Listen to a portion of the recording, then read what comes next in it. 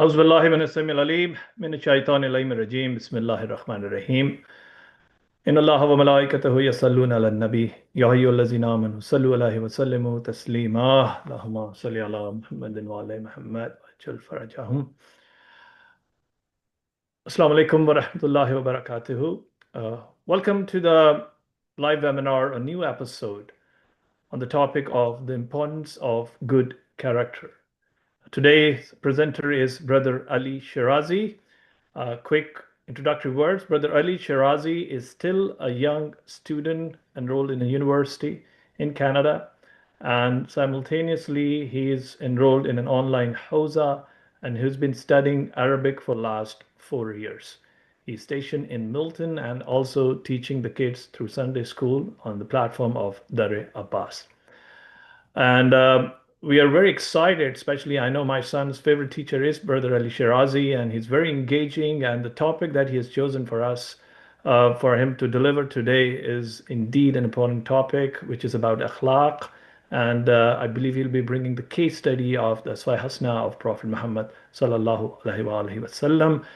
And just a housekeeping note that this is going to be an interactive webinar, so feel free to post your questions in the chat box.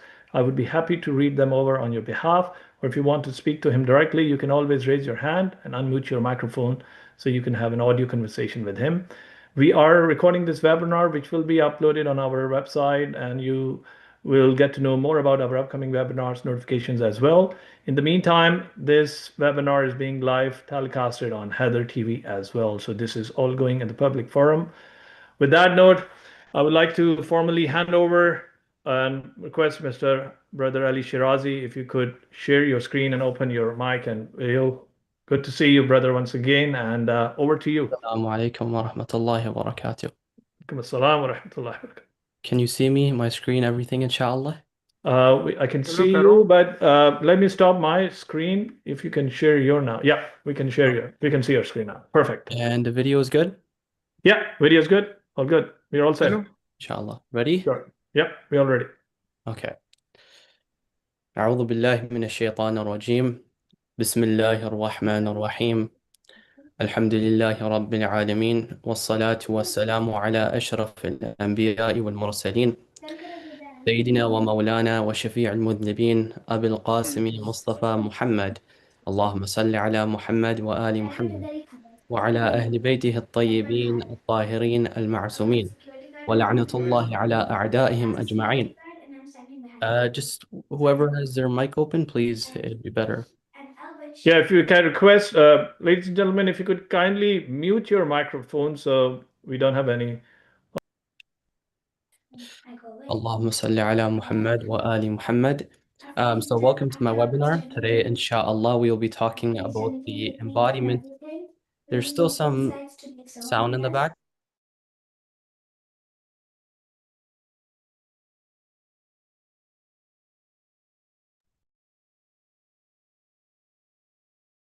Brother Shirazi, if you could unmute yourself, please. Sorry about that.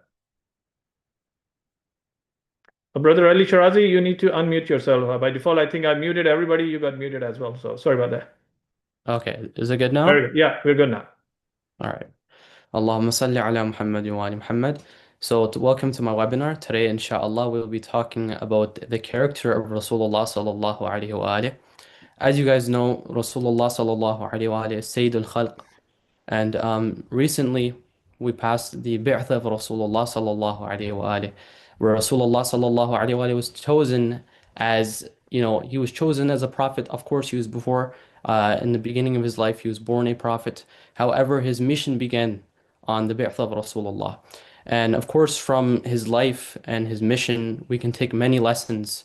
And one of the biggest examples we can take from his life is his character, his amazing and beautiful character. Now, just as a table of contents, obviously first we're going to talk about Rasulullah from an ethical lens, who he was, in which society did he grow up in, who was he around, how did he implement the things he truly believed in his heart, and how did he treat other people, some traits from him, some traditions that we take from his sunnah, sallallahu alaihi wa alihi. The next thing we would do is we would go through the importance of akhlaq, the importance of good character. What is the importance? Is it separate from religion? Is good akhlaq separate from religion? Is religion separate from good akhlaq, or do they come in pairs? And how can we tell ourselves if we are true mu'mineen? How can we, differentiate ourselves between the people who are just have faith in their hearts and they don't practice it, between those people who have that faith in their heart and they also practice it. After that, we will go through obviously many other groups in society where, for example, obviously we'll start with family, your personal family, your parents, your children, your spouse, and blood relations, and then other groups of society that we encounter on a day-to-day basis, including your neighbors, your friends, and even your enemies. Another topic would obviously be the tarbiyah of your children and how a child can respect his parents and how we can build healthy relationships between a child and his parent. Because many times we live in a society where it's either the child who is doing horrible or the parents that are doing horrible. It's never, or it's both of them, right? And they are unable to build a healthy relationship between themselves. After that, we would go through how we can choose good friends to be around, a good circle of companions, and why that's important. And then inshallah, after, you guys can ask any questions that you have regarding the webinar and any inquiries. So starting off with recording in progress. Starting off with the the ethical lens of Rasulullah sallallahu alaihi wasallam. How can we look at Rasulullah sallallahu alaihi wasallam from a way that everyone else looks at, in a different way? Because sometimes we see that Rasulullah sallallahu alaihi wasallam, he's seen as just someone who, worshipped in the masjid 24/7, or that he only preached something theological, that, only worship Allah Azza wa Jal, and, believe in me, believe in such and such, believe in the Quran, establish prayer. Is Rasulullah just a personality that's limited to the theological perspective that we give him? Or is Rasulullah sallallahu alaihi wasallam something more than that? He is something more than that, and I'll tell you why. Because Allah subhanahu wa ta'ala in Surah Al-Ahzab, in verse 21, He says, لَقَدْ كَانَ لَكُمْ فِي رَسُولِ اللَّهِ أُسْوَةٌ حَسَنَةٌ. Allah subhanahu wa ta'ala in the Quran, He says about Rasulullah, that indeed in the Messenger of Allah, you have an excellent example. أُسْوَةٌ حَسَنَةٌ. That Rasulullah, his traits and attributes are something that you can take as a role model, something that you can look up to, and you can wake up every day and say, are my a'mal, are my actions, applicable to the actions of Rasulullah sallallahu alaihi wa alihi? Are they following the actions of Rasulullah sallallahu alaihi wa alihi? Or is it something completely different? Because in fact, that's what a Muslim wants to be. He wants to follow Rasulullah in the best of ways. Now, something very important to mention in this ayah is that Allah subhanahu wa ta'ala doesn't say لَقَدْ كَانَ لَكُمْ فِي رَسُولِ اللَّهِ صَلَّى اللَّهُ عَلَيْهِ وَآلِهِ أُسْوَةٌ حَسَنَةٌ فِي الدِّينِ أو مثلا في الصلاة, that you have an excellent example of Rasulullah in his prayers, or in his religion, or in the way he gives zakat, or in the way he does his siyam, he fasts. Allah subhanahu wa ta'ala gives a complete example. He says that you have an excellent example in Rasulullah completely. There's no if, ands, exceptions. No. Rasulullah is an excellent example in every single aspect of life. Whether you look at Rasulullah from an economic perspective, whether you look at Rasulullah from an emotional perspective, how did he treat his friends, his wives, whether you look at Rasulullah from a religious perspective, all of these categories in life that we see, whether it's spiritual or personal, or the way we treat others, societal, all of these examples are within Rasulullah sallallahu alaihi wa alihi, right? It's not one category and, maybe I'll follow someone else for a societal perspective. No, Rasulullah is your example for each perspective, okay? Now, the reason why we have to mention this, that Rasulullah is an example in each perspective, is because sometimes people think that religion, it's just consists of worship and ibadah, that I only worship Allah subhanahu wa ta'ala, and if my prayers are being done on time 5 times a day, and I'm fasting, the 30 or 29 days in Shahr Ramadan, I'm a complete Muslim. But this is an incorrect view of Islam. Why? Because if we look and pick up the Quran right now, and we look at all of its ayat, we look at what the theme of the Quran is, the whole book is a book aimed to master ethics.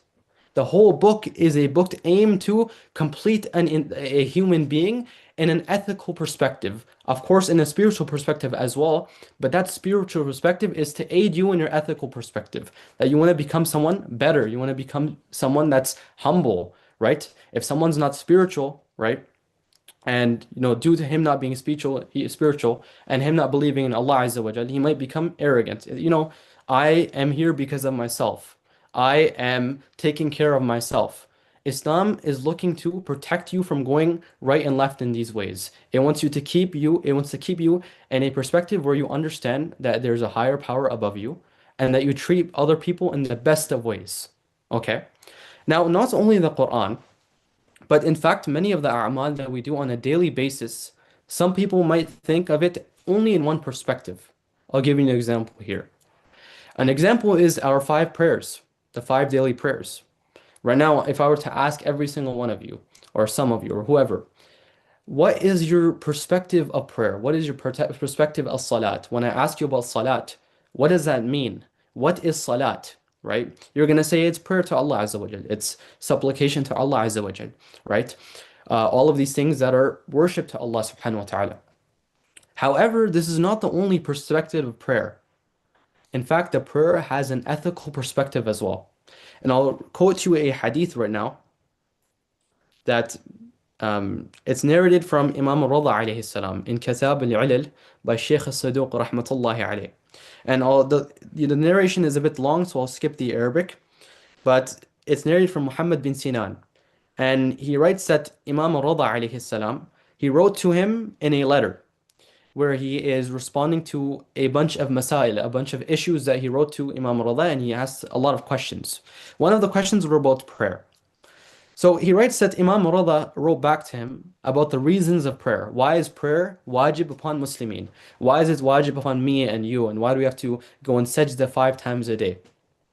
Right?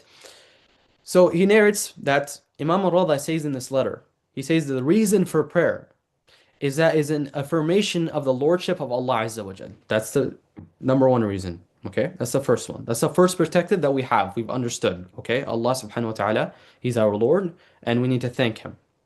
And a rejection of all those who are rivals to Him, as in, other specific gods. Standing before the Almighty Glorious is His Majesty with humility, poverty, submission, and acknowledgement, and seeking pardon for past sins. It is the placing of the face upon the ground 5 times each day, an exaltation of Allah Azza wa Jal.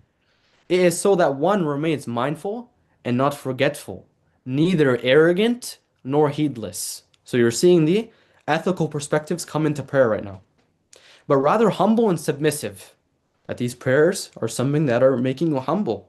Don't be someone who, I think I'm the best person in the society and I can walk, with my shirt up and everything, and I'm someone who's arrogant. No.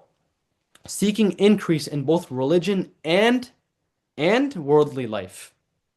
We're thinking of it what from? The akhirah. About it has a benefit for us in the akhirah. No, in the dunya as well. It is in restraint and persistence in remembering Allah Azza wa Jal, so that the servant does not forget his master, sustainer and creator, lest he become arrogant and transgress. And through remembering his Lord and standing before him, it becomes a deterrent from sins and a barrier against all forms of corruption. Right now, we see that, for example, we see many people who do not pray, who are not humble to Allah subhanahu wa ta'ala. What happens to them in society? They become people who are arrogant, people who treat others in bad ways, who think they are better than them, and just because they have a amount of money or a bigger house than them, that they can bully them in a way, and in a societal way, that I'm better than you, I have more money than you. No, Islam is saying no. You're going to worship Allah subhanahu wa ta'ala. You're going to stand before Him in humiliation, and that's going to teach you to a set of traits that you can apply in society. There's another hadith that I would like to quote regarding the Prophet sallallahu alaihi wasallam. Just in regards to his traits, where it's narrated that Imam Ali alayhi salam said that Rasulullah sallallahu alayhi wa said, "Ma khalaqa Allahu azza wa jal khalqan afdal minni." That Rasulullah narrated that Allah subhanahu wa ta'ala has not created a creation better than Muhammad sallallahu alayhi wa. He has not created a creation that's better than Rasulullah sallallahu alaihi wasallam. And that's why Rasulullah is a role model in every single perspective. Another ayah that I would like to quote, it's in Surah Al-Qalam, in verse 4, where Allah subhanahu wa ta'ala says, وَإِنَّكَ لَعَلَى خُلُقٍ عَظِيمٍ وَإِنَّكَ لَعَلَى خُلُقٍ عَظِيمٍ. That's Rasulullah, O Rasulullah, you are truly a man of outstanding character. Outstanding character. And Allah subhanahu wa ta'ala in this ayah, He uses the word khuluq. Inshallah, in the next slide, we'll explain what the difference between adab and khuluq are. Because adab and akhlaq, there's a huge difference that the scholars have mentioned. And once we understand that, it would be, something to reflect on. That Rasulullah sallallahu alaihi wasallam, when Allah subhanahu wa ta'ala praises him, he doesn't say that Rasulullah sallallahu alaihi wasallam is amazing or outstanding in his prayers. He's amazing or outstanding in the way he reads the Quran. No, he says, وَإِنَّكَ لَعَلَى خُلُقٍ عَظِيمٍ. That Rasulullah sallallahu alaihi wasallam is a man of outstanding what? Character. That gives us a lesson. That one thing, among the main things a Muslim or a mu'min should try to do is perfect his character. Now, a few points of reflection. When we ask who our prophet is, what is our understanding over here? Now, going on to the point that I mentioned previously, between the difference between akhlaq and adab, are they the same thing? Because when we hear these two words, we might, think that akhlaq and adab are the same thing. But in fact, the scholars mention something that is a clear difference between the two, right? The scholars have mentioned, for example, Sayyid Tabatabai in Tafsir al-Mizan, he mentions that manners, adab, are not the same as morals, akhlaq. Why? Because morals are firmly rooted spiritual dispositions that the soul acquires. Meaning what? Akhlaq, if we were to translate it in English, akhlaq are moral things that you believe, moral principles that you have in your heart, while adab are what? Manners in your actions. That adab are more related to, the outside form of the actions that you do. For example, if I drink water from my right hand, that's something that's from the adab of drinking water. When it comes to akhlaq, it's like, is killing someone allowed? Why is it not allowed? Because of these reasons. Or is, for example, adultery allowed? And why is it wrong? Right? These are morals that we establish within our heart. And what are these, morals, what do they indicate to? That someone who has established principles of belief, he is following them. The reason why we're mentioning this in accordance to that ayah is we're trying to say that Rasulullah, he was not just someone who said, to the people who followed him that you do X, Y, Z on a daily basis, and then, you drink water from your right hand and you enter the washroom with your left foot and all of these things. No, Rasulullah had complete, principles in his heart that he established on a day-to-day basis. It's not that Rasulullah said, don't don't commit qatl, killing, or adultery, or usury, riba, just because he wanted to create a good dawla for himself, a good, kingdom for himself. No, or he wanted people to follow him. He truly believed that these things were incorrect.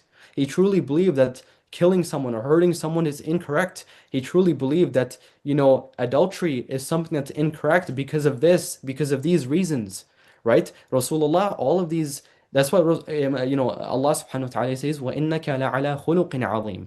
Not, وَإِنَّكَ لَعَلَى أَدَبٍ عَظِيمٍ. No. That, Rasulullah has great adab. He does have great adab. But adab are something that come from akhlaq.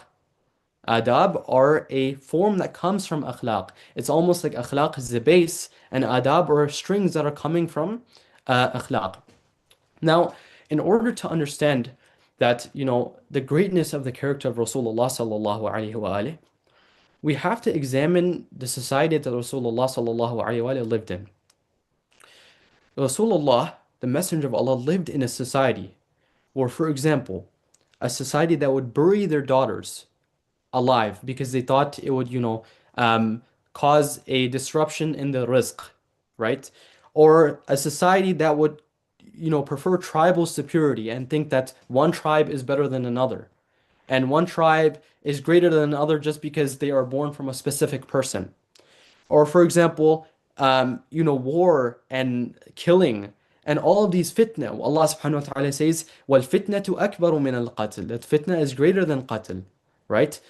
Now, all of these perspectives that we see in the society of Rasulullah sallallahu alayhi wa alihi, a point to reflect is that Rasulullah, an orphan, right? Someone who grew up as an orphan, who did not have much money, who lived a very simple life, who did not even have many people to support him in the beginning of Islam. Who did he have? Ali ibn Abi Talib, alayhi salam, Khadija. Who did he have? Right? He only had these few people. Very little things. However, we see that today, he has changed not only today's society, but the societies from the beginning of Islam all the way until now. That's such a backward society where everything is going the other way around. Rather than, we should develop the society, we should stop burying daughters because, we think it's the right thing. And, if someone kills another person from another tribe, that means a whole war breaks out, right? No. Islam comes through the hands of Rasulullah sallallahu alaihi wasallam, and he abolishes all of these things. He says that if one person from tribe X kills one person from tribe Z, the solution to that is not to start a whole war. We have something called qisas. قصاص ولكم في القصاص حياة يا أولي الألباب لعلكم تتقون in Surah Al-Baqarah. That we have something called blood money. We have something called retaliation, not in the sense where we go to war with each other. Rather, we should come to an agreement, come with someone who is a judge, and judge in fair ways with ahkam that we have. So Islam came to abolish these things. Islam came to give a guideline to people, to build a society that can be built, based upon love and, development and becoming better together. Not a backward society that, if one thing goes wrong, you know what? Khalas, we're all going to go wrong. All of us are going to mess up everything. These are traits of a man who lived as an orphan in such a society. Allahu Akbar. That's Rasulullah. Such a person is able to change our society. Yani, subhanallah, look at us right now.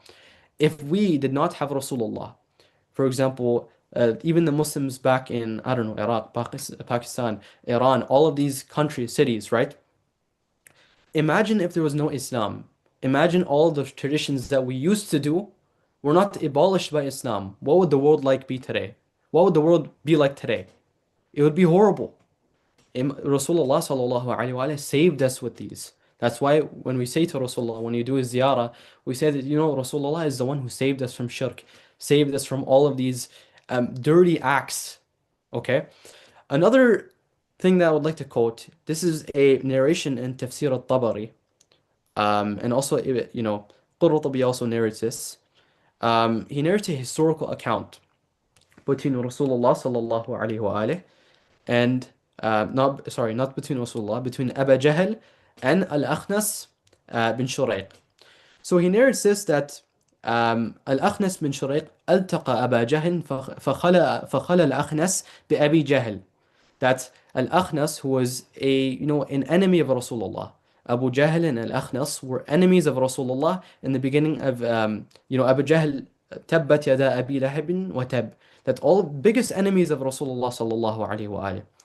This historical accounts that narrates that Al-Akhnas and Abu Jahl were once together, and there was no other, there's no other people with them. There was only two of them. He says, Ya Abu al-Hakim. Al-Akhnas is talking to Abu Jahl. يا أبا الحكم أخبرني عن محمد صلى الله عليه وآله الصادق هو كاذب.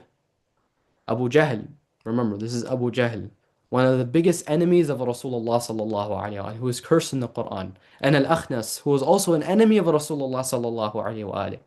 They were meeting, and Al-Akhnas, he asks Abu Jahl, he says, "Oh Abu Jahl, this person named Muhammad has come in your society and he's claiming to be a prophet and then he has messages from God. Tell me about him. As-sadiq huwa am kadhib? Is he a truthful person or is he a liar?" Listen to what Abu Jahl says. Remember, he's an enemy of Rasulullah. He says, فقال أبو جهل ويحك, way upon you يا أخنس والله إن محمدا لصادق. I swear by Allah that Muhammad is someone who is truthful, that he's a truthful person. وَمَا كَذَبَ مُحَمَّدٌ قَطْ. And Muhammad has never lied in his life. This is why Rasulullah was what? He was, known as Sadiq al-Amin. Sadiq al-Amin, right? That's Rasulullah. He didn't just come as a person, in the middle of nowhere and started preaching about all of these things. No, since the beginning, even before he did his tabligh, he believed in all of the things that he used to preach. Even before he preached it. He preached akhlaq before he even preached akhlaq. He had those things manifest within him. Now moving on. Of course, going into some of the traits of Rasulullah sallallahu alaihi wa just as a reflection. There's a narration narrated by Anas bin Malik, who was a servant of Rasulullah sallallahu alaihi wa and this is narrated in Shia and Sunni books as well. He says, خدمت النبي, I served the Prophet. تسع سنين, I served the Prophet 9 years. I served the Prophet 9 years of my life. فما قال لشيء صنعته أسأت ولا بئس ما صنعت. Anas bin Malik, who is a slave of the Prophet. Again, this is going back to our first point, that this is a backward society where people are mistreating not only their family, their slaves, their friends. Everything is going backwards. And this is a slave of Rasulullah. He says that I served the Prophet 9 years of my life. 9 years of my life, a long time. And he never said to me anything about something that I did. You did it wrongly. Or nor did he say, how bad is what you've done? Or you've done something so bad. Today we see someone, he's a respectable person. We see it in our centers of mu'mineen. That he's a respectable person and he makes a mistake. What happens automatically? Everyone comes in their groups and on their WhatsApp chats and they go home and they call that specific group, the friend group that they have, and they say, Fulan did XYZ. Fulan today he spoke badly on the minbar. Fulan today he recited incorrectly in his qasida. Fulan today he made a mistake. We mention all of these mistakes that people make. And we are the first ones to take it out of that person, it's almost like we have the eyes of an eagle. As soon as someone makes a mistake, grab onto it, hold onto it forever, for as long as you can. And when you meet that person and he makes another mistake, you remind him of this mistake before and say, look, Fulan, you did this in 2015 and you hurt my brother in 2016. We mention all of these things about this person, but look at the example of Rasulullah sallallahu alaihi wa sallam. Anas bin Malik, by the way, he was not the best of people. In fact, we don't believe he was a mu'min, right? However, Rasulullah sallallahu alaihi wa sallam did never ever said to him that you did something incorrect. Rasulullah had that iffa where he's protecting himself and he's saying that he has a hold of his nafs. His nafs is in total control, where even to his slave, if he does something wrong, his servant, he does something wrong, he does not say, you did this incorrect action, I'm going to remind you of it, you shouldn't have done that. No, he lets that person understand himself. He gives him advice. Okay, so these are traits of Rasulullah that we have to apply in our lives.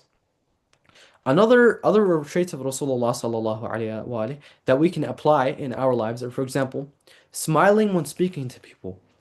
Now, we might think that these are little actions, they don't have much of a effect, but in fact, even when you smile and you meet your believers, your brothers, your sisters, right, and you come with a smile on your face and you're always happy, even if you have those, musibat within yourselves and you are dealing with something personally, right? These are one of the traits of Rasulullah, that every time he would meet people, he would come with a smiling face. Or for example, he would hold on to the hand of someone when he's doing salam to someone, unless that person would take it out himself. For example, we're saying salam to someone, we see, it might be common that people, the first one is they're very quick to, grasp her hand away, take it away.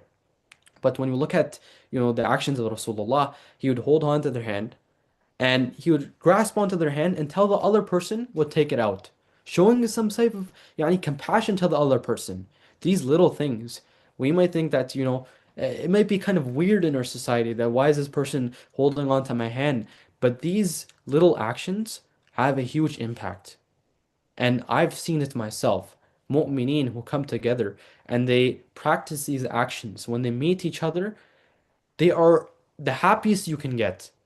يعني when they see another believer, there is a huge smile on their face, and the other believer is also smiling on their face. There's not only يعني a benefit in your religion that Allah subhanahu wa ta'ala is rewarding you. No, there's a benefit in your psychological life. So your psychological perspective of life, that you are more happy. Rasulullah sallallahu alaihi wasallam would also have complete control of his anger, complete control of his emotions. There's a hadith attributed to Imam al-Rida alayhi salam, Allahumma salli ala Muhammad wa ala Muhammad, where he narrates that قال رجل للنبي صلى الله عليه وآله, a man has said to the Prophet صلى الله عليه وآله, يا رسول الله أو رسول الله علمني عملا لا يحال بينه وبين الجنة, that Ya Rasulullah, teach me an action that will not, it will not separate between the action and paradise. Yani what's, as soon as, if I, practice this action on a day-to-day basis, nothing will stop that action will, to enter me into paradise. Yani it will be an action that will allow me to go into paradise. The person asks Rasulullah. فقال, he says to the person, لا تغضب, do not be angry. ولا تسأل الناس شيئا وأرض للناس ما ترضى لنفسك. Be pleased for what you are pleased for other people, and do not ask from people anything. What do we learn from this? That Rasulullah sallallahu alaihi wasallam, he gives us a few lessons in life here.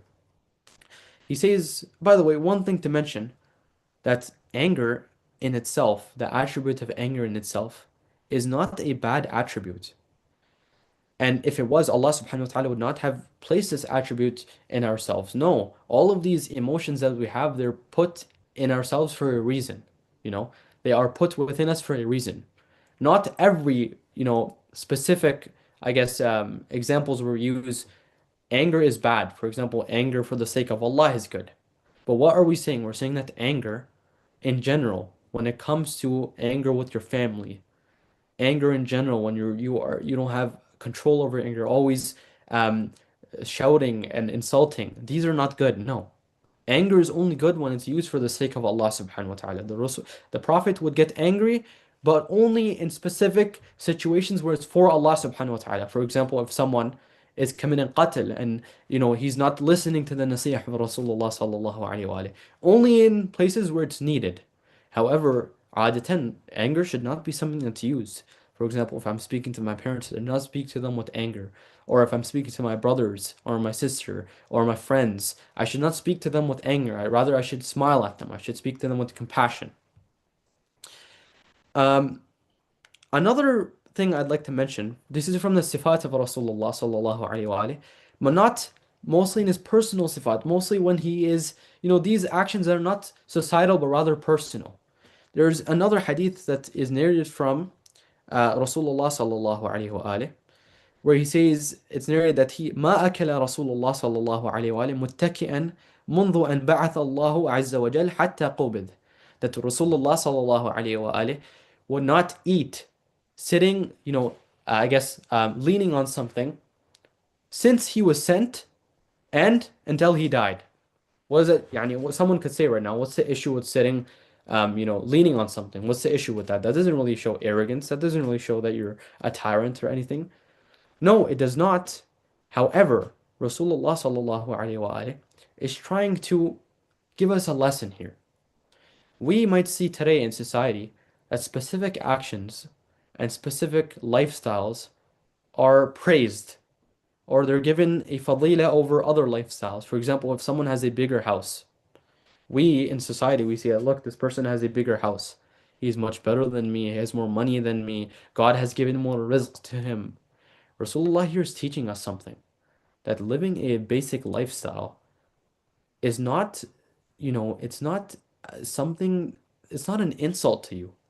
It's not something that takes away from your personality, right? We believe that Rasulullah was the best of creation. But we look at the character of Rasulullah, an orphan, barely had any money. He would never sit he would sit on the floor when he was eating. He wouldn't lean on things. And the hadith mentions وَكَانَ يَأْكُلُ أَكْلَةِ الْعَبْدِ, and he would eat the food of a servant. And he would not eat a lot. وَيَجْلِسُ جِلْسَةِ الْعَبْدِ, and he would sit like a slave. He would sit like a slave. This is something that we have to do ta'ammul over. That Rasulullah is Sayyidul Khalq, who is Sayyidul Anbiya, all of these great things. Yet, what is he doing? He's sitting like an abd. Now, just as a multiple choice, this is a quick reflection. Out of mentioning all of these things that we mentioned, after everything that we mentioned, I'm gonna ask you guys a question. When we think of what's a complete believer and how we can truly manifest these attributes that Rasulullah used to do, how can we tell if we're true believers? Is it our iman? I've given even a multiple choice here that A is focusing exclusively on strengthening belief in God, or B is focusing exclusively on becoming better morally, or C is focusing on strengthening belief and applying ethical lessons learned, right? So just a few seconds for you guys, for yourself to think right now, just 5 seconds while I'm talking. What do you think entails true belief? Is it us just sitting in the masjid 24 hours and saying that, we believe in Allah and this and that? Or is it us becoming morally specifically and leaving belief in God? Or is it a mix of between two? The answer to that is it is a mix of the two.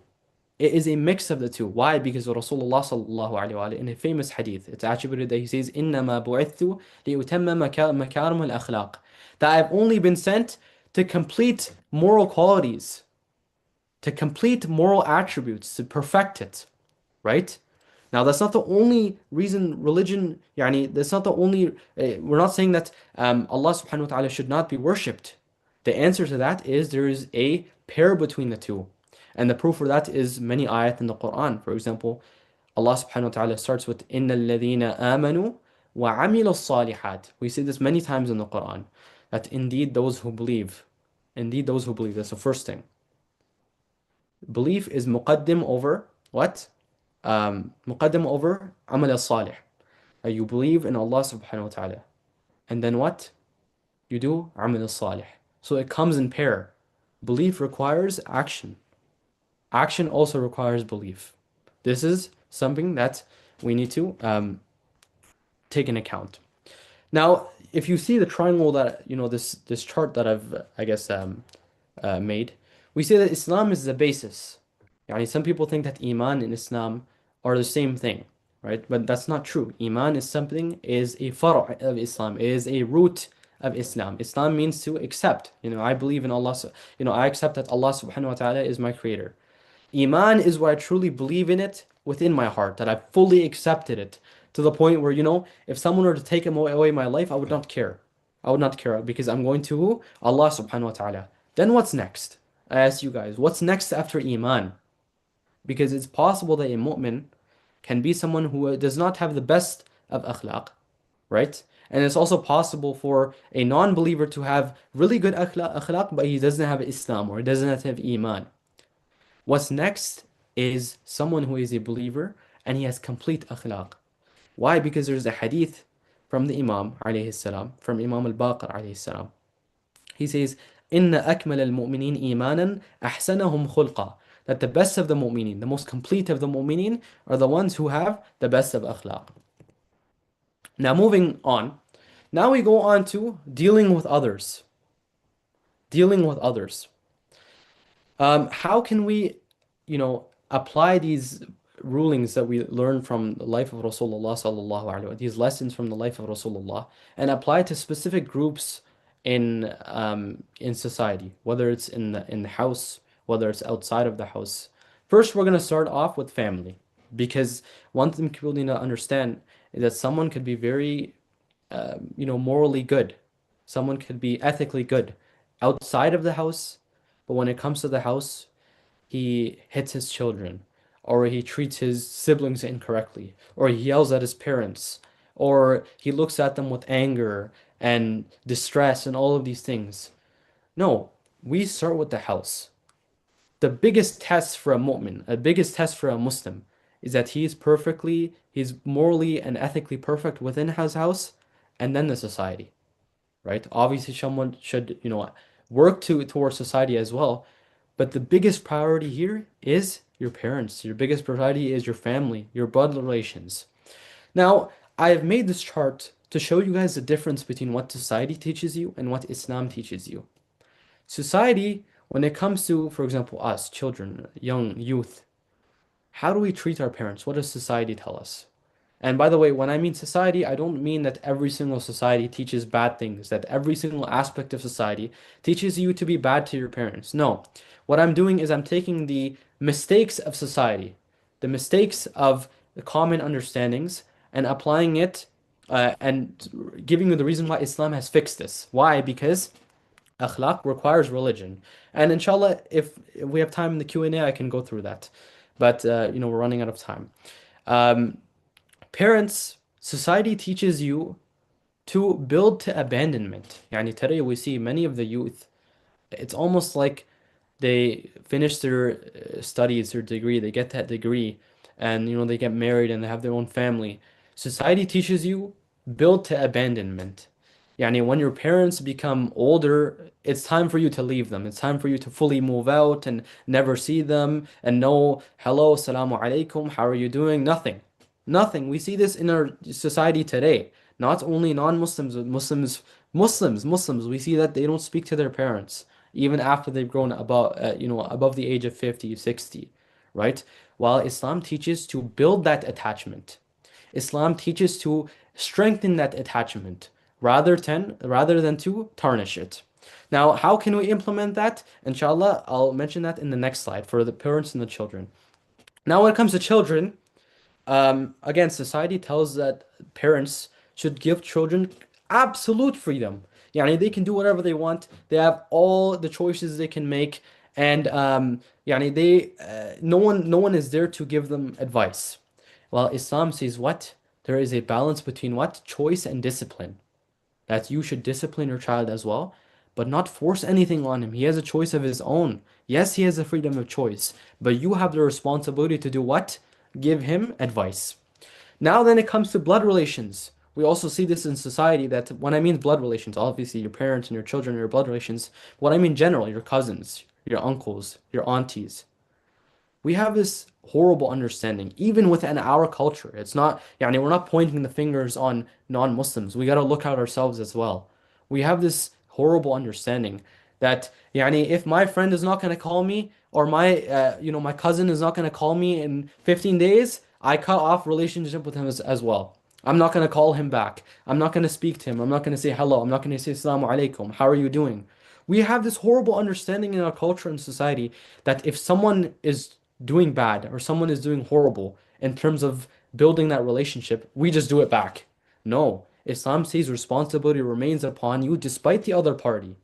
Responsibility is on both parties, yes. But if someone fails to do it, you don't go, yeah, you know what, it's your fault, so I'm gonna stay away from you and keep no contact with you as well. Islam says, no, you reach out to them and you speak to them. Okay? Going into building healthy relationships between parents and children. Now, I'm going to go deeply into the first 2 points that I mentioned in the previous slide. How can we build healthy relationships between children and parents? What are the parents doing wrong? What are the children doing wrong? Because we have this understanding that, it's parents versus children. That sometimes when the children come in a majlis and the khatib, the one who's speaking, he talks about the rights of the parents and what you should do to your father and your mother and how you should treat them. Then the children go what? They're like, oh, he's not talking about us, what we deserve. So you know what? I don't support his khitaba. Or the parents, when a khatib specifically talks about the rights of a children and how you should treat your children, the parents go like, oh, you know what? He's not talking about what we deserve. Our children are not giving us respect, right? I'm here to tell you that that understanding is incorrect. It's not parents versus children. Rather, it's you two, the both of the two of the groups building to, build a healthy relationship, right? Because I think personally, and I think this is 100% true, right? Someone can correct me if I'm wrong, that the biggest mistake that we have, the biggest issue we have between building healthy relationships between parents and children is عدم الاعتراف. يعني what? That both sides are unable to profess that they are incorrect. Both sides are unable to admit their wrongs. We see parents, what they treat their children incorrectly, and in a way back, the children treat their parents incorrectly, and then they blame it on the children. That's the first mistake. That you yourself, you're not looking within yourself, because the children, who they learn off, their parents, right? One example that I'd like to mention, just come on the top of my head. I remember I was in a sitting. It was a jalsa, and sometimes we have this cultural understanding that children have to be the first one to say salam to the elder, right? This is an understanding that we have in our culture, at least. That, if a child walks in and there's elders sitting on the couch or something, if that child doesn't say salam, he's bad-mannered, or, he's horribly mannered and he needs to be hit or slapped. This is the first mistake. Why is it a mistake? Yes, a child say salam first. However, you should say salam first in order to teach him that. How is he going to learn that he should say salam first when you're doing it yourself? Why? Because a child learns off his parents. A child learns traditions from his parents. He adjusts to how the way his parents live. If he sees that his parents are fighting all the time, he's going to learn that too. And then 20 years later, when he's fighting with you, you're like, oh, why is my child fighting to him? And you go to a scholar in the masjid and you say, why is my child not religious? Why is he asabi? Why is he always angry? No, it was your fault in the beginning. Yes, the child has a responsibility in the beginning as well. He has to learn, right? However, you have to plant that seed within him, right? And how can we do that? I will mention, inshallah. Starting off, for the right of your mother, right? One thing we need to understand, that on the side of the children, how can they treat their parents first? We'll start off with the children. One thing I would advise to the youth, people who are my age, people who are younger than me, or even older than me, how can we treat our parents more correctly? The first thing that I would say is we got to look at the rights of our parents. And I would recommend reading the book of Risalat al-Huquq by Imam al-Sajjad alayhi salam. He mentions that as for the right of your mother, is that she carried you at a time when no one can carry another. And she gave you from the fruit of her heart that no one gives to anyone. She protected you with all her limbs, caring not if she went hungry, so that you could eat. Your mother, she would stay hungry at night, and she would get up at night to feed you. Imam Sajjad is giving a lesson here, that you, for example, right now, you might not understand the issues that your mother went through when she was carrying you in her stomach. The Imam is giving you a reflection over here. That's all of these things that, your parents did for you. Don't forget it. It's not something you just forget. Okay? And then the Imam continues. He says that she would be thirsty so that you could drink, or unclothed so that you could be clothed. She endured heat and exposure so that you might be sheltered, and she abandoned sleep for your sake. She shielded you from heat and cold so that you might live for her, and you are not capable of thanking her except with the help and grace of Allah subhanahu wa ta'ala. Subhanallah. Another hadith, I'm running out of time, so I'm trying to go quickly. Another hadith from Imam al-Sajjad, or actually this is from Rasulullah sallallahu alayhi wa alihi, where a man comes to Rasulullah and he says that my mother has reached old age and she is now with me. I carry her on my back and feed her from my own earnings. Remove harm for her from my own hands, and I turn my face away from her out of modesty and reverence. How have I paid off for what she did for me? Have I paid her back? Imagine the jawab of Rasulullah. Right now we're thinking, look at this man, he's doing so much for his parents. Has he paid his mother back? Rasulullah says no. Rasulullah says no. Why, ya Rasulullah? No, for her womb was a vessel for you, he says. Her chest was a source of drink for you. Her feet were shoes for you. Her hands were protection for you, and her lap was a shelter for you. Now look at this beautiful sentence from Rasulullah. I want all of the children to think about this sentence. Listen to this. He says she did all of that for you while hoping for your life. Yani when you were in her stomach, she hoped for your life. She hoped that you live. She wanted to provide you with a happy life. She wanted to see you reach an elder age, right? And then look, whereas you do this for her while wishing for her death. Allahu Akbar. This is narrated in Kitab al-Mustadrak. That you wish for her death. Why? That this person, he was, doing khidmah of his parents at an elder age. And we see this today in our society, not everyone. That when their parents are old, and it's almost as a kind of a burden for them to take care of them. and they have to deal with their emotions. And obviously your parents at that age cannot work. It's almost like some people, they wish for their death, that when is this burden going to go away from me? Rasulullah is giving us a clear distinction that your mother, when she took care of you and you were in her stomach, she wished life for you. While you do this when she's old, you wish death for her. You don't realize it, but you're wishing death for her. That you're doing this for all, until you're finished with her. That it's almost done for me. I just need to take care of her a few more years, and then I'm free, and I can take care of my wife specifically and my children. Look at the difference. Look at the difference. Now we go to the rights of the father. Another, from the Risalat al-Huquq, it's narrated, if I could just open the hadith, that Imam al-Sajjad mentions that do not ask for the right of your fathers. You should know that he is your asal. That everything that you see good within you is from your father. Yani what? How is that true? Because all of these attributes that you have in yourself, you are learning them from your father. Yes, there's exceptions that a child learns by himself.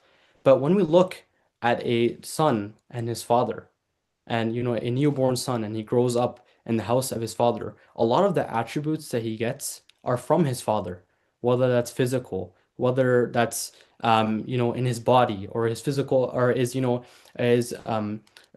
social traits. All of them are learned from his father. So Imam al-Sajjad is giving us something to think about. That all of these things, remember your father in them, because he is your asal. Now, since I'm going quickly, I have to mention the attributes of, the haqq of a child. Now, one of the issues between parents today is incorrect tarbiyah when it comes to children. The incorrect tarbiyah of children. And that's the biggest issue today we see that parents make a mistake in. If someone were to follow, a parent was to follow the traditions of Islam and the way Rasulullah sallallahu alaihi wasallam would do tarbiyah of his child, we would see the difference between the issues that we go through now and after we apply these rules from Rasulullah sallallahu alaihi wasallam. In a hadith from Rasulullah, he narrates that al-waladu sayyidun sab'a sinin, that a child is a master for the first 7 years, right? Wa abdun sab'a sinin, and he is a slave 7 years, or a servant.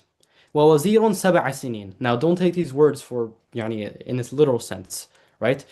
What the hadith over here means is that the first 7 years the child lives, from 1 to 7, these first years that the child lives, Sayyidun sab'a sinin, he's a master, meaning what? You let the child play, you let the child in his freedom.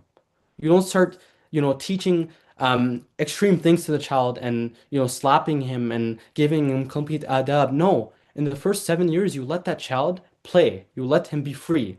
And then the Rasulullah continues, and then the second group of 7, from 7 to 14, he says the child is taught discipline, responsibility, rules, and proper behavior, right? And then the last 7 years, what? You take the child as a friend.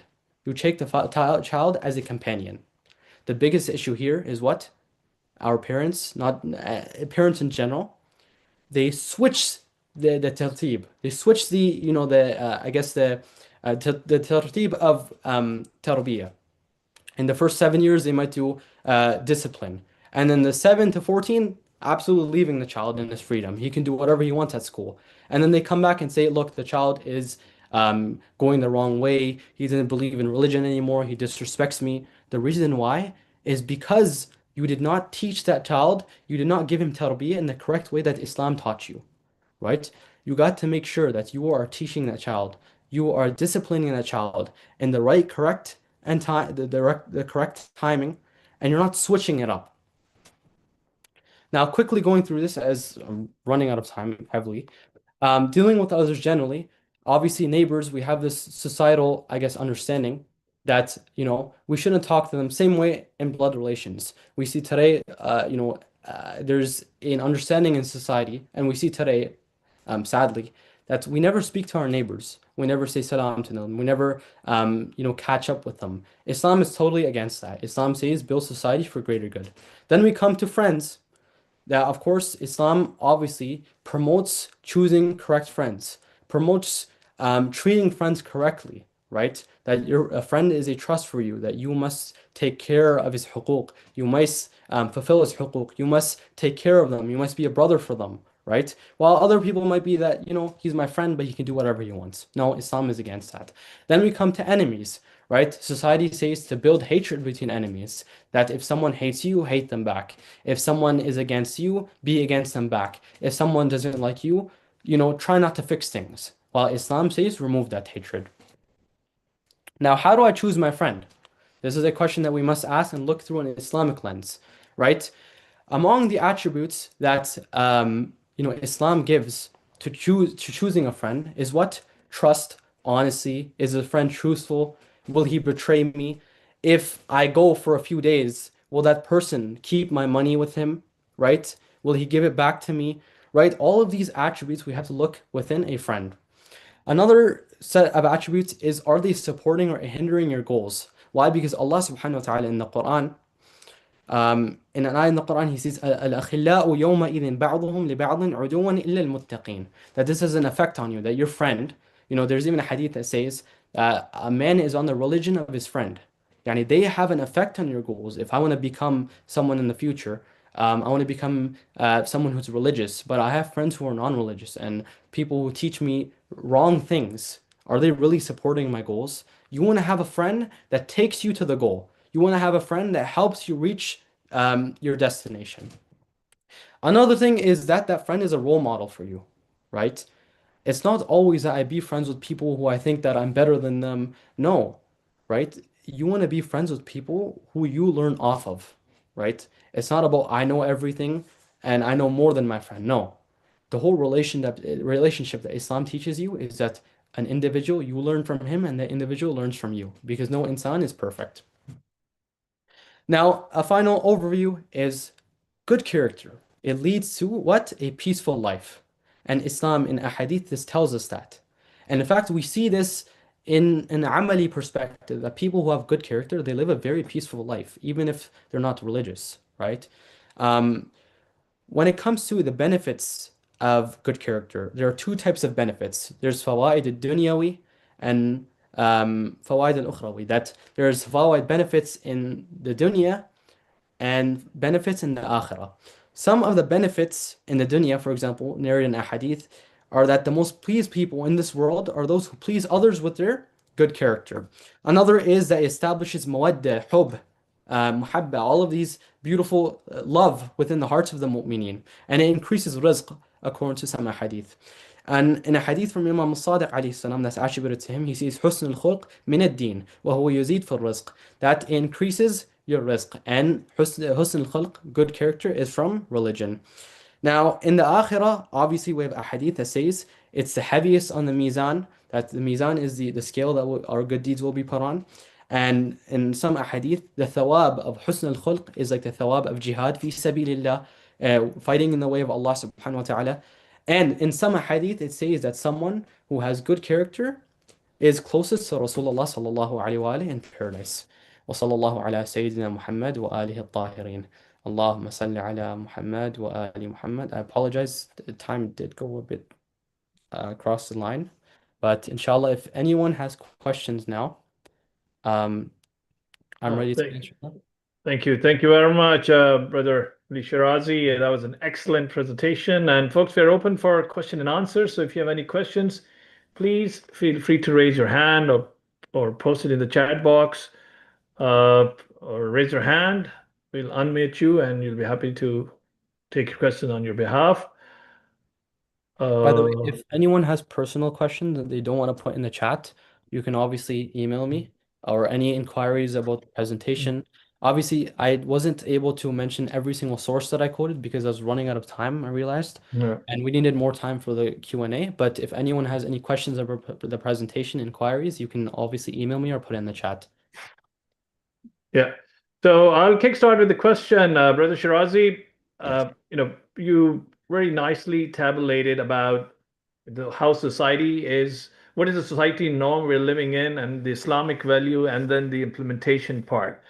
So considering, in this part of the world where we are sending our kids to schools where they're spending about 30 to 40 hours a week, they're learning about all the aspects of the freedom, you talked about, and when they come back, you know, how any quick tips or how do we inject the importance of faith when they're coming out from what they're learning, the norms in the schools, by spending more time there? Obviously, they're getting more influence about it. Mhm. So your question is basically, if I were to summarize it, you're saying how can we instill religion and good character within them when most of the time they spend Yeah. is outside of the house. Is that correct? Yeah, I know. I mean, this exactly. I mean, but any quick tips in terms of, you know, managing the time as parents, us, with busy lifestyle here, and the data is saying that, the number of hours they're spending in the society norm is much Yeah, higher than the number of hours they're spending. that's Uh, correct.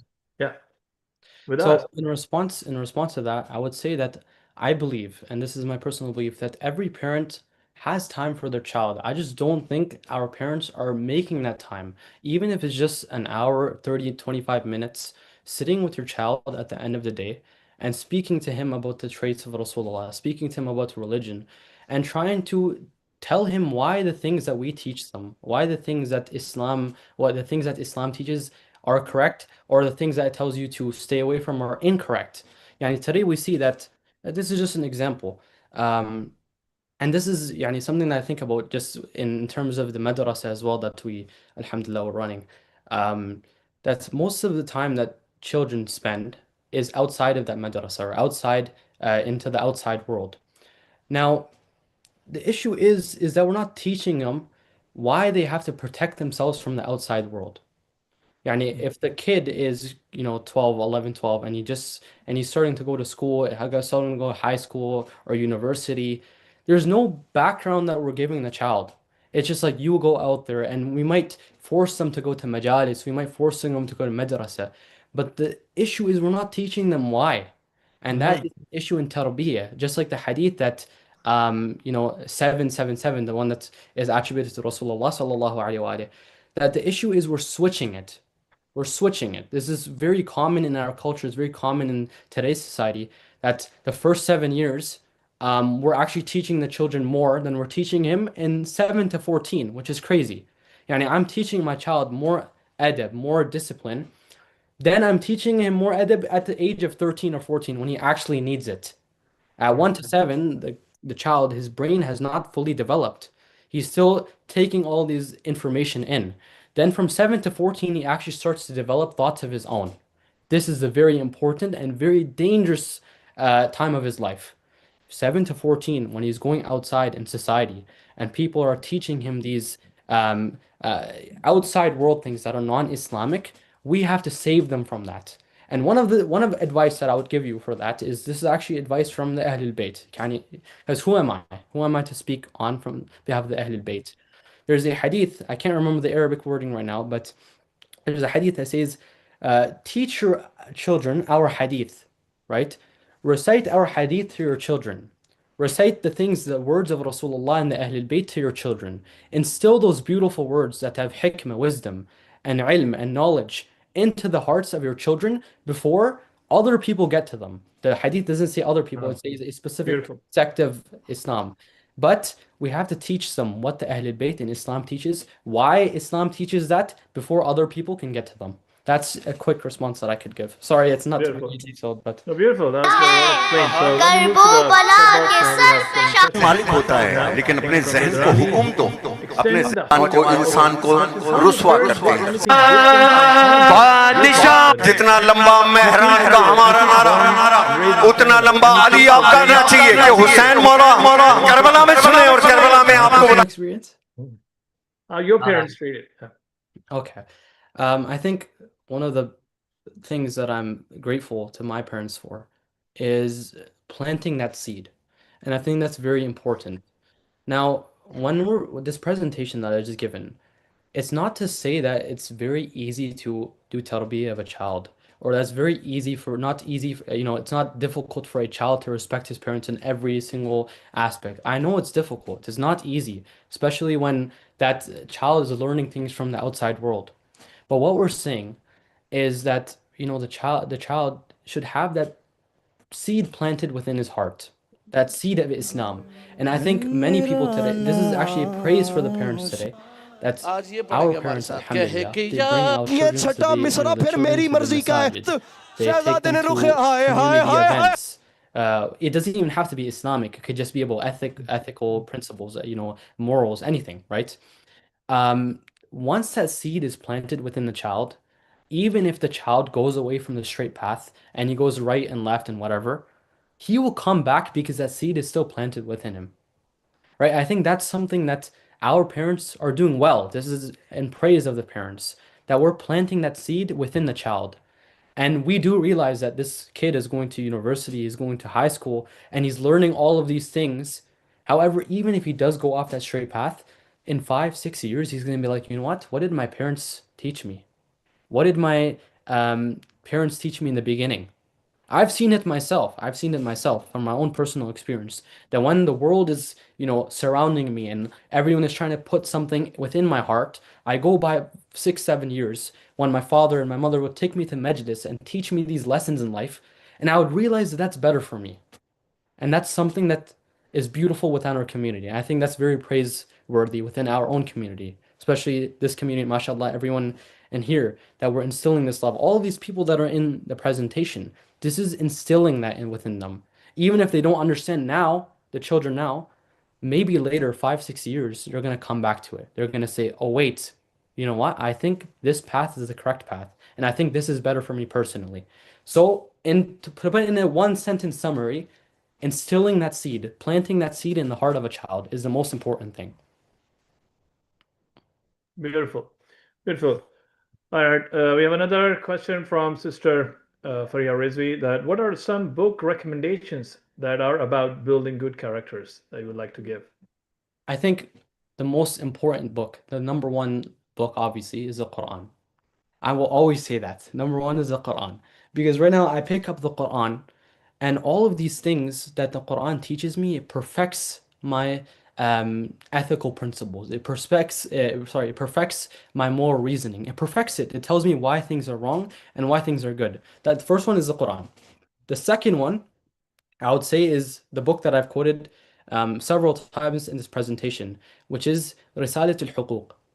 Risalat al-Huquq is a book by Imam al-Sajjad alayhi salam. It was a risalah where he mentions all of the huquq, the rights of the creation, whether it's the rights of your parents, whether it's the rights of your mother, whether it's the rights of a child, whether even the rights of people who are not close to you, the rights of a hakim, the rights of leaders. It teaches you rights.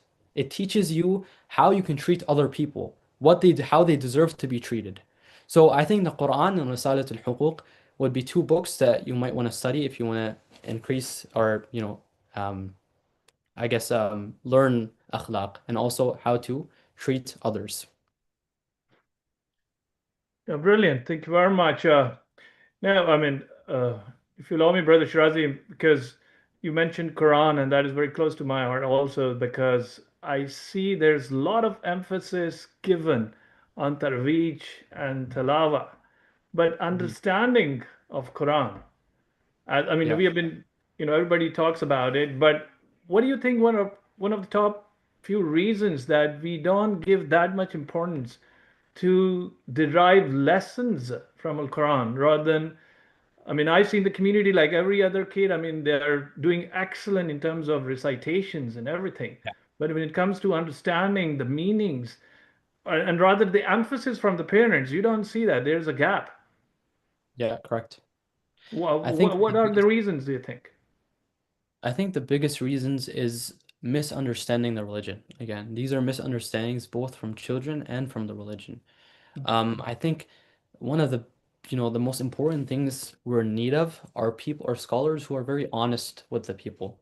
Scholars who will tell you the truth. It's not just about look at this hadith, follow exactly. Rather, a scholar who is good at contemplating the hadith, a scholar who is good at contemplating the ayat. Why? Because we learn from the scholars. That's one thing. And the scholars not only, this is a mistake, this is an issue within our society. It's not an issue with Islam, right? Right? Because in the Quran, the Quran mentions many times that the people of reasoning, the Quran mentioned this ibara so many times, that this is for people تدبرون, to yeah. think. Yeah, تدبر لعلهم يتدبرون لعلهم يتفكرون, right? These are all تعقلون, yeah. exactly, these are all ibarat from the Quran that are teaching us to think, are teaching us to understand, to contemplate, right? أفلا يتدبرون القرآن? Do they not do tadabbur over the Quran? The Quran is saying do tadabbur over the Quran. So how can someone come and say that, Islam doesn't require that? It does require that. The issue is within us. The issue is within our communities. Yeah, yeah. That we are not focusing on contemplation, right? Of course, we're not saying that qira'ah should not be focused on, but I think, for example, if you're doing a 40-minute lesson on recitation, after that you should give an hour lesson on contemplation, right? There should definitely not be nuqsan when it comes to lessons on contemplating the Quran. There must be lessons where we contemplate the Quran, right? Even like right now, there's many ayat. Unfortunately, I ran out of time, but there's many ayat, for example, in respecting your parents or respecting others, that the Quran gives, and it helps us contemplate. For example, if I could just pull out one ayah right here, where this is beautiful in Surah Taha. I was unable to quote this as time was running, but Allah subhanahu wa ta'ala, He says, this is something we all have to contemplate on. It's so beautiful that Allah subhanahu wa ta'ala says to Prophet Musa and Prophet Harun, alayhim salam, He says, اذهبا إلى فرعون إنه طغى. You two, go to Fir'aun. Who's Fir'aun? Yeah. The biggest tyrant, Yeah, tyrant of their lifetime. And The you biggest keep your tyrant. tone down. Yeah, exactly. Lovely. And then what did he say? Beautiful. فَقُولَ لَهُ قَوْلًا لَيِّنًا Let, لَعَلَّهُ يَتَذَكَّرُ أَوْ يَخْشَى. What is more beautiful than this? That Fir'aun, who, the oppressor, yeah. he's an oppressor. Musa is told to go to Fir'aun, and Harun as well. Go to Fir'aun, the tyrant of your time. Like, just imagine the biggest oppressor of our time right now. And God tells you, go to that person and speak to him with gentle words. Gentle tone, yeah. Gentle words, gentle tone. Mild tone, yeah. This is something beautiful. That Very beautiful. every single person deserves an extent of respect, whether it's a tyrant or not. That if you want to guide them to the true path, if you want to give them advice, Allah subhanahu wa ta'ala wants you to be gentle. Okay, then if it's not gentle, then you continue with other circumstances. You go to the further circumstances. But upon you, it's your responsibility to preach what you believe in a gentle tone. We see this is a mistake in our society today. Exactly. And if I'm not wrong, I read somewhere that this word, I believe, is a latif, or this is the middle word in Quran of all the words. If you compile, this word is the middle word of the whole book, where God is emphasizing about, toned down, because the worst of the worst voices is of the donkey. I think further it adds on in the same verse. Now, coming back about parenting. Yeah. You rightly mentioned that we need to, you quoted the hadith that we need to give them at home certain time where we can recite a hadith, or a lot of, you mentioned like we need to teach them a lot. So, from the academic perspective, as the best practices they're seeing, teaching, giving sermons, does it really work all the time, or its engagement, is that something which works? Now, going back to Quran again, I recall a verse, I don't know in Arabic, but the word is used for anzuru when Prophet Ibrahim sallallahu alaihi wasallam goes to Hazrat Ismail alayhi salam, as per our Islamic tradition. And when he sees the dream, he asks, what do you think about it? For anzuru ma'aza tara. He has the confidence.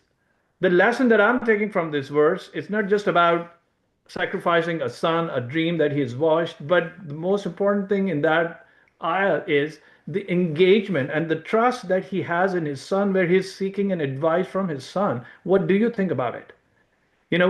Rather than enforcement, there's a confidence that the ideology has been transferred. So ideology, we try to enforce our ideologies on our kids, rather than engaging them and starting to, engage in a manner that they starts believing in it, right? That's correct. Or develop that belief system rather than, so enforcement never works. Do you agree with it? I agree with that. I completely agree with that. In fact, Rasulullah sallallahu alaihi wa agrees with you. Why? Because in the hadith that we quoted in the presentation, what is the last 7 years that he mentions? He mentions that you take that person as a companion. You take that child as a Yeah. companion. You take that child as a Beautiful. Yeah. friend. What does that mean? That means that when the child is 14, it's no more like, slapping him in the face and disciplining him like that. No, you speak to him. You speak to him. You sit down with him. You engage with him emotionally. You speak to him, you understand him, he understands you. Right now, I think one of the biggest issues right now, I've seen this with my own eyes, that kids in today's world trust their friends more than their parents.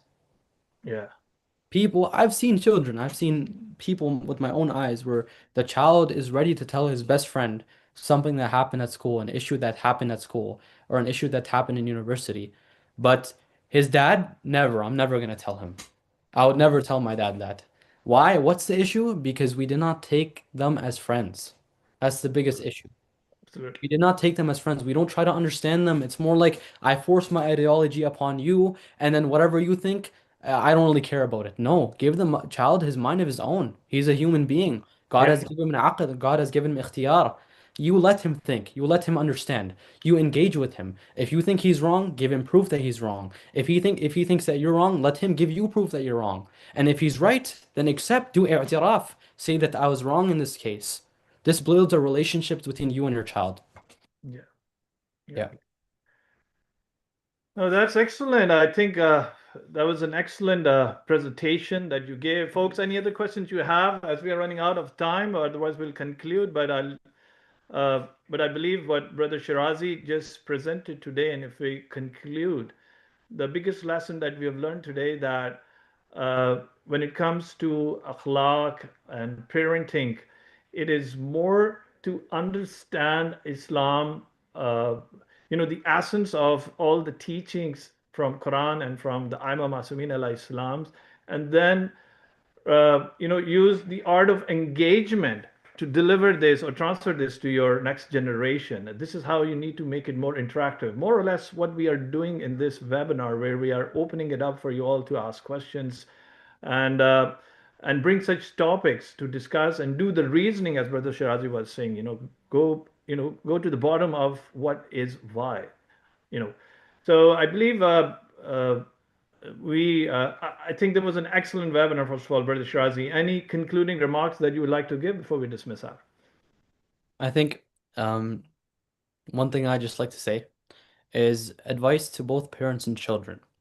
And unfortunately, I wasn't able to go into that point more because of the shortness of time. But I think the first step you want to take, if you want to apply these things that we learned in this webinar, is again, i'tiraf, admitting to your mistakes.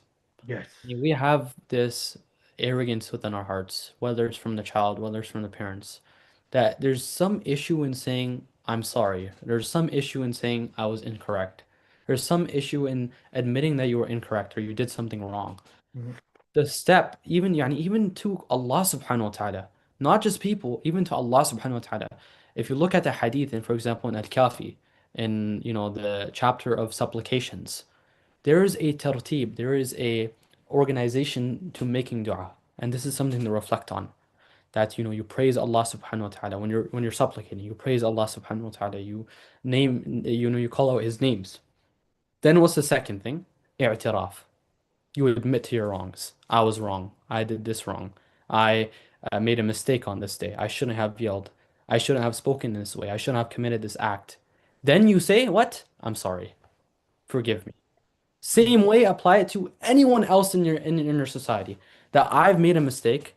I admit to it, and now I'm looking to better myself. If we can apply this one specific principle, the principle of admitting to the things that you do incorrect, and then working together to better yourselves, we will see perfection from both children and family. And perfection, what I mean is that this family will be successful, right? This family will be successful. It will live to a long time. They will be happy. And anytime an issue will come between them, they will be able to fix it. But if we have no i'tiraf, if we have no apologies, we have no admitting to your mistakes, you will never succeed. Beautiful, beautiful, excellent. Quite enough. So thank you very much, Brother Al-Shirazi, for sparing the time and delivering this excellent webinar. I believe we would have more time, but unfortunately we're pressed on time, so we have to conclude it now, but hopefully we'll be able to do another session with you. Inshallah. And folks, as on the screen you're seeing, Brother Shirazi's email address is mentioned, which is alishirazi134@outlook.com. Please reach him out. He's an excellent person, excellent mentor, coach, teacher, student who lives and grew up in in Canadian society and inclined toward Islamic teachings. MashaAllah, he's doing very well. I highly recommend that you do reach out to him for any personal questions that you have. With that note, I would like to once again thank you everybody on behalf of Dar Abbas. I'm your host, Ali Jafri. Will be signing off now. So with that note, I would like to end and conclude. You all have a good day, good afternoon, good evening, wherever you have dialed in from. Wassalamu alaikum wa rahmatullahi wa barakatuh. Once again, Ali Shirazi, thank you very much. Of course. Assalamu alaikum. I'm going to end this webinar, so you all will be dismissed out. Thank you very much.